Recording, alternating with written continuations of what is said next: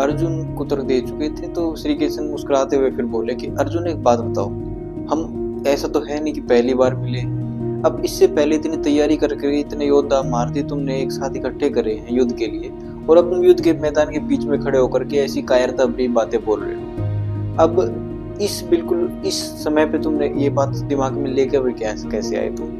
अब बोले कि इस स्थिति में तुम नपुंसक ना बनो। अब इसका अर्थ क्या है कि नपुंसक वो होता है जिसका पुरुष नहीं होता, यानी कि जो पुरुष के हृदय में आत्मा के प्रति प्रेम नहीं होता, उसको इंगित किया गया है यहाँ पे।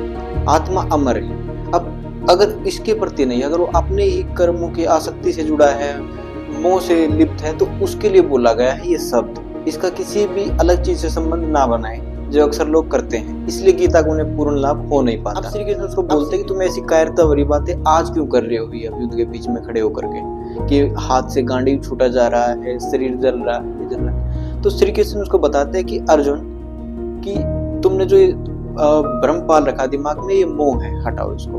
तो अर्जुन फिर से एक उत्तर देते हैं, क्या बोले कि कृष्ण एक बात बताइए, अगर मैं इनको मारूंगा तो मैं पाप का भागीदारी बनूंगा, तो मैं पाप का भागीदारी क्यों बनूं, और आप मुझे इस पाप में क्यों घसीट रहे हैं? तो फिर श्री कृष्ण बोलते हैं कि अर्जुन, तुम सोच रहे हो कि तुम इनको मार के पाप का भागीदारी बनोगे, लेकिन तुमको क्या लगता है कि अगर तुम नहीं मारोगे तो क्या कभी मरेंगे नहीं? भीष्म पितामह को इच्छा मृत्यु का वरदान भले ही है, लेकिन मृत्यु तो उनकी भी होनी है एक दिन। मृत्यु तो सबकी होगी। जो इस संसार में है कोई भी स्थायी नहीं है, परमानेंट कुछ नहीं है इधर, तो मरना सबको है। और तुम क्या सोचते हो कि तुम मारोगे? मार तो जब इनका जन्म हुआ था, मृत्यु तो तभी इनकी निश्चित हो गई थी। तुम तो केवल एक माध्यम हो कि तुम्हारे माध्यम से इनकी मौत होने जा रही है, इनको मृत्यु मिलने जा रही है। तो श्री कृष्ण ने उनको समझाया कि देखो पार्थ, सत्य एक है, सत्य कभी बदलता नहीं। अब देखिए, सत्य के बारे में लोगों के अंदर भ्रम काफी है, उनको अच्छी जानकारी रहती है नहीं कि सत्य क्या है, मिथ्या क्या, झूठ क्या। तो थोड़ा सत्य को समझ लेते, सत्य माने क्या।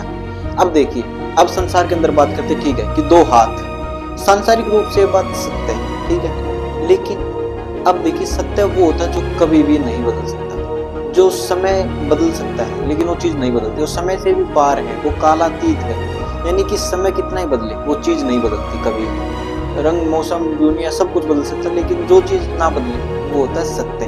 अब संसार के अंदर तो कुछ भी सत्य नहीं, हर चीज बदलती रहती है। अभी जैसे ये घर है, क्या ये घर 10 साल पहले भी ऐसा था, 10 साल बाद भी ऐसा है? 10 साल क्या, एक पल पहले एक पल बाद में भी कुछ ना कुछ इसके अंदर बदलाव हुए हैं। यानी कि जो चीज बदल सकती है समय के साथ, जिसमें बदलाव आ रही है, तो वो सत्य नहीं है। अब इंसान भी देखिए, क्या इंसान बचपन से लेकर अब तक ऐसा ही, उसके अंदर भी बदलाव आए हैं, तो वो भी सत्य नहीं है।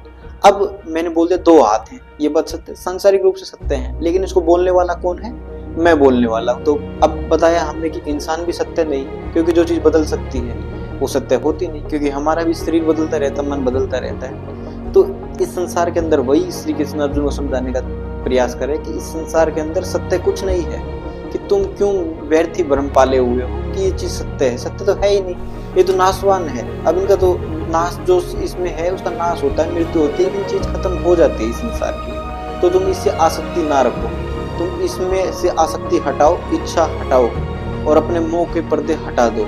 अब तुम ये देखो कि मेरे लिए क्या काम उचित है।